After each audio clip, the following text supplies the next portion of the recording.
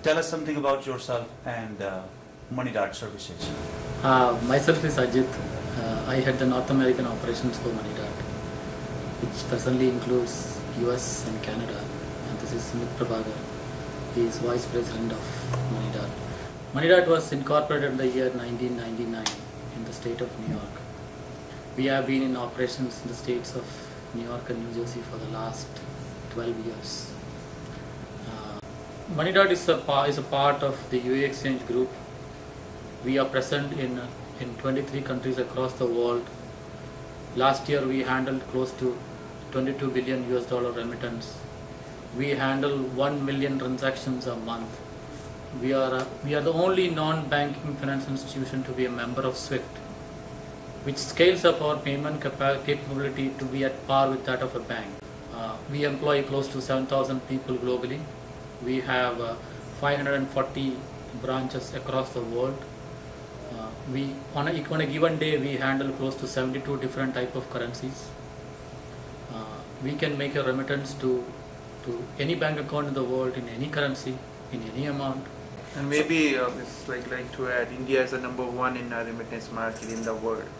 Incoming remittance, the total remittance sent by all over the world to India is approximately $52 billion, which is the #1 in the world. So what is MoneyDart's USP, or what differentiates MoneyDart from other money remitting service providers? It's a one-stop shop. You want to send money to your parents in India in a bank account. It's possible? Yes, it's possible. You want to transfer at your doorstep. It means a home delivery. It's possible? Yes, it's possible. You want to transfer instant cash to any part of India? Yes, it's possible. On top of it, accessibility. In our case, the choice is on the customer, not on us when he wants to do a remittance. He can sit at the convenience of his home and do it online 24 hours a day. You decide to walk into our branch. Our branches are open 9 to 9, all 365 days, including federal holidays, Saturdays, Sundays. 9 to 9 our counter is open. Let me add one more thing to it. We do have a network of agents spread across these states. You can walk into these agents. For example, if a person is in, say, Cherry Hill, he doesn't have to drive down to Jersey City or to Parsippany or to Edison to do a remittance. He can do it from an agent there in Cherry Hill itself.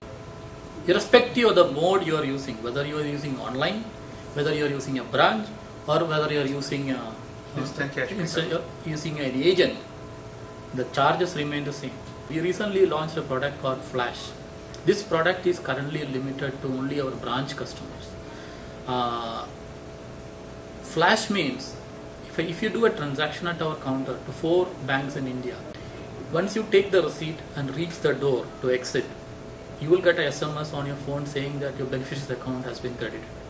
One key USP which I need to mention here is the exchange rate.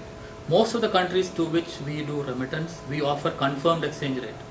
If you see how the remittance industry works as a whole, most of the service providers don't confirm the exchange rate upfront. What they give you is an indicative rate. Right. And the actual exchange rate that you get when the money gets credited to your account has no bearing on that indicative rate. For the online, how long does it take for someone to open up an account? It's a very simple process. Customer comes on our website, he provides his information, then we do authenticity. He has to provide his information. We check the identity of the customer, whether the information he has given is correct or not. Then we go ahead and activate him in the system. If you ask me how much time it takes, we can do it in 1 minute and we can do it in 1 day. It depends on how fast the customer comes back to us. Let's say I open up the account and now I'm ready to do the transaction. So how long do I expect the transaction to take? India, we do offer free home delivery of bank draft. This is preferred by customers who have elderly parents who doesn't want to go to a bank, who still prefers to see a physical instrument in their hands. A physical instrument anywhere in India we deliver in 3 business days. Let's look at the electronic mode of payment. We can credit any bank account in India in 24 hours time, provided the bank is on Reserve Bank of India's core banking system, RTGS system. Cash pickup, we have non-branches plus agents location in India. If you need instant cash, you need instant cash within minutes. So you need money today, right now in India, any small nook and corner of India. So to make the transaction, what all should I be ready with? There are certain documents which are required by law for us to capture before we do any remittance. We need to establish your identity. We need to establish your domicile. We need to establish your bank status. We need to establish that money is made from a legal channel and it's going to be used in a legal purpose. This brings me to this question that if I had remitted money to India and somehow I made a mistake, let's say I gave a wrong account number, and now what happens in that case? What is the recourse? Okay, let's answer this question in two parts. First is an electronic transfer. Within 24 hours time, we will get the transaction back. It will not go anywhere. It will bounce back saying that the account details don't match. If you had opted for a home delivery of a bank draft, we need to contact the beneficiary bank and confirm that they never received this instrument. You will get a stop payment confirmation. Once the stop payment confirmation is received, we can refund the customer or he can reinitiate with the correct details. I would like to add one more point in this. We are also helping corporates to transfer money, transfer funds to back offices in India to pay their salaries, for their payrolls.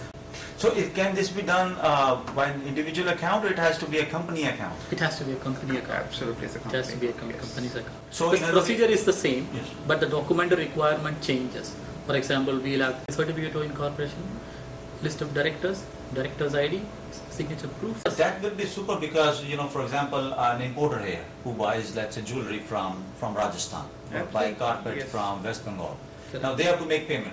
Correct. If I have to get my website developed, I have to make a payment. Correct. So I can use MoneyDart services. Exactly. Anybody who's having cross-border trade can use us. But this is very good. And for the company making a payment to the company in India, Yes. now the question is, the transaction fees remain the same or is it different from? It's the same. It's the same. And how does this service, this part of the service for the commercial world compares to, let's say, Paypa? It is very, very competitive, not only in cost, the speed, convenience, after-sales support, in any way you look at it. Let's take an example of a importer of garments. What is his option? He is importing goods from India. That means, and he has to pay his seller in India in rupees. His option is either go to a bank, tell the bank, I want to make a remittance of $100,000 to his seller in India. When you make that remittance, bank will never tell you what the exchange rate is going to apply. You only know that $100,000 is going to get debited from your account. But how much your seller is going to get credited, you will know only when the chain of remittance happens. Can we use a credit card if I was making a payment to an Indian seller? I'm an importer, I'm buying this jewelry and I need to make a payment. Now, is credit card an option with MoneyDart? In the sense... Personal transaction you're talking, is it talking right? about personal transaction? Personal transaction? Yes. Personal transaction, yes. But not through online. It has to be from the branch only. Okay, from the branch I can use my credit card to make a payment. Yes. And is there, for the transaction fee remains the same or is it different? Transaction fee remains the same. On top of that, whatever the card service provider charges, we'll have to pass it on to the customer. So let me ask you, what is the minimum or the maximum that can be sent in a day or in one transaction or in a month? There is no minimum and there is no maximum.